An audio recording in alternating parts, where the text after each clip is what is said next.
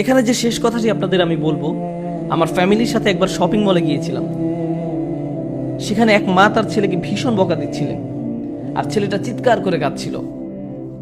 মা ছেলেকে কষে একটা চড়ও বসিয়ে দিল। কিন্তু আপনি জানেন বাচ্চাটা তারপরও কার কাছে গেল? এরপরও বাচ্চাটা মাকেই ধরে রইল, তার মাকে ছাড়ছে না। চারপাশে সব কিম্ভূত কিমাকার বিশাল বিশাল অচেনা মানুষ, সে তাদের কাছে যেতে চায় না।